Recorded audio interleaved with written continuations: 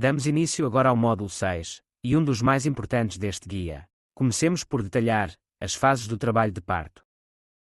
O trabalho de parto representa o terminar do processo de gravidez, um fenómeno complexo, natural e progressivo que marca a transição para o nascimento.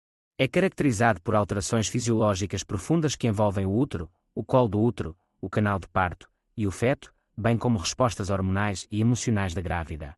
A compreensão das suas fases permite que a mulher saiba o que esperar, que a equipa de saúde atue com segurança e que o acompanhamento prossiga com empatia e respeito. A sua divisão clássica em 3 fases principais, dilatação, expulsão e dequitadura, não é apenas uma forma didática de descrever o processo, mas também uma ferramenta clínica essencial para a vigilância e gestão adequadas do parto. A fase dos pródromos corresponde a um período de transição entre o final da gravidez e o início do trabalho de parto ativo. Durante esta fase, que pode durar horas ou mesmo dias, ocorrem contrações uterinas espaçadas, de intensidade leve a moderada, sem regularidade consistente e ainda sem alterações significativas do colo do útero. Estas contrações têm uma função importante na preparação do útero e do colo para o trabalho de parto verdadeiro e estão frequentemente associadas a sintomas como dor lombar ligeira, pressão pélvica, aumento das secreções vaginais e eventual perda do rolhão mucoso.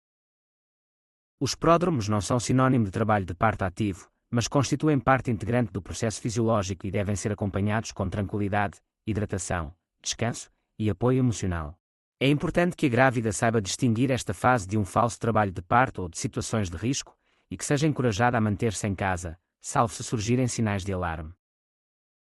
A fase de dilatação é a primeira e geralmente a mais longa fase do trabalho de parto.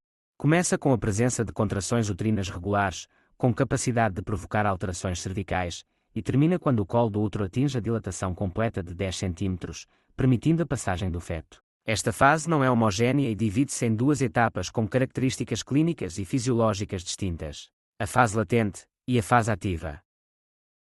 A fase latente corresponde ao início do trabalho de parto verdadeiro e é caracterizada por contrações que ainda podem ser irregulares e de intensidade variável, mas que já são eficazes na progressão do apagamento e início da dilatação cervical. O colo do útero começa a encurtar-se, a amolecer e a abrir-se gradualmente, habitualmente até aos 4 ou 5 cm. Esta etapa pode ser particularmente longa, sobretudo em mulheres primíparas, podendo durar entre 8 a 20 horas, embora em alguns casos se prolongue ainda mais sem sinais de complicação.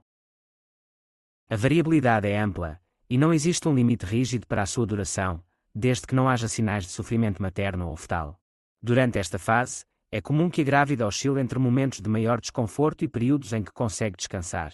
As contrações apresentam intervalos ainda grandes e podem ser toleradas com técnicas simples de alívio como respiração controlada, calor localizado, banho morno, massagem lombar ou mudanças de posição.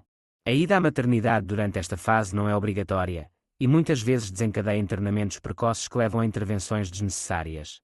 A orientação atual da Organização Mundial da Saúde recomenda que a grávida permaneça em casa durante esta fase, sempre que possível e seguro, com vigilância de sinais de alarme e apoio contínuo de um acompanhante informado. À medida que o colo do útero atinge cerca de 5 a 6 cm de dilatação e as contrações se tornam mais intensas, regulares e próximas umas das outras, entra-se na fase ativa do trabalho de parto.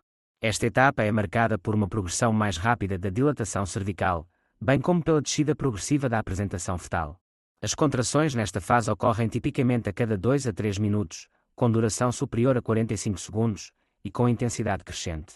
A grávida passa por um aumento considerável do esforço físico e emocional, sendo este o momento em que muitas mulheres procuram ou necessitam de suporte mais intenso, seja através de métodos não farmacológicos, como mobilidade ativa, posições verticalizadas, bola de parto, pressão sacral, ou visualização guiada, seja através de analgesia farmacológica, como anestesia epidural ou opioides intravenosos. A taxa de progressão nesta fase é em média de cerca de 1 cm por hora em primíparas, podendo ser mais rápida nas multíparas. De referir, no entanto, que a Organização Mundial da Saúde salienta que não se devem aplicar padrões rígidos e uniformes, para evitar intervenções desnecessárias como a aceleração com ocitocina sem indicação clínica clara. O acompanhamento clínico passa a ser mais frequente, com avaliação do bem-estar fetal, auscultação intermitente ou monitorização contínua, dependendo do risco obstétrico, e avaliação periódica da progressão. A mulher pode manifestar sinais de transição entre o final da fase ativa e o início da expulsão, como tremores, náuseas, suores intensos e dificuldade em concentrar-se, o que é fisiológico e indica a proximidade da dilatação completa. Quando o colo do útero atinge 10 cm e a apresentação fetal está suficientemente baixa, inicia-se a fase de expulsão. Esta fase corresponde ao período em que a grávida participa ativamente com esforços de vigor coordenados com as contrações uterinas, para promover a saída do bebê. A duração da fase de expulsão varia bastante, podendo ir de minutos a cerca de 2 horas em primíparas, ou menos em mulheres com partos anteriores.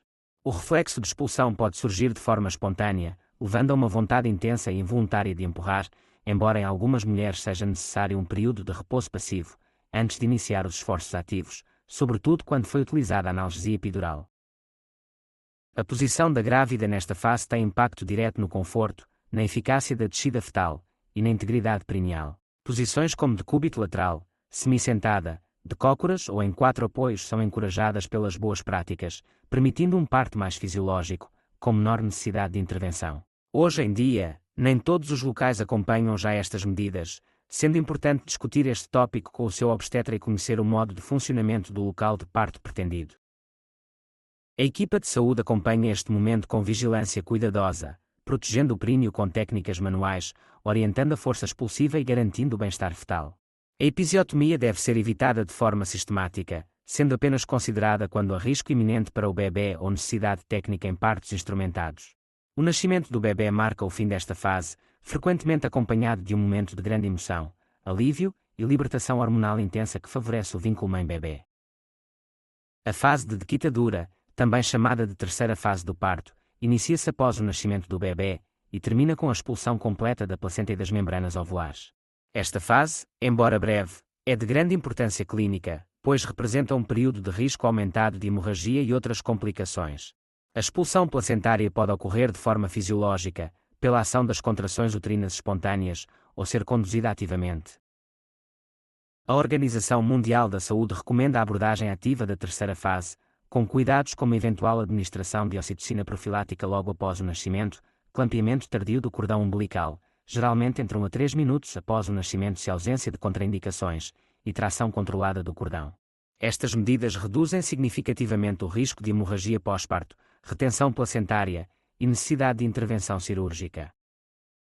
Após a expulsão da placenta, é verificada a sua integridade e o útero deve ser palpado para garantir contração eficaz. A equipa de saúde procede ainda à avaliação do canal de parto, identificando eventuais lacerações ou hematomas e suturando as lesões, se necessário.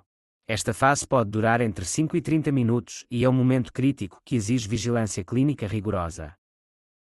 Durante ou imediatamente após a dequitadura, inicia-se o contacto pele a pele entre mãe e bebê, uma prática com benefícios amplamente comprovados, que deve ser facilitada sempre que não houver contraindicações clínicas.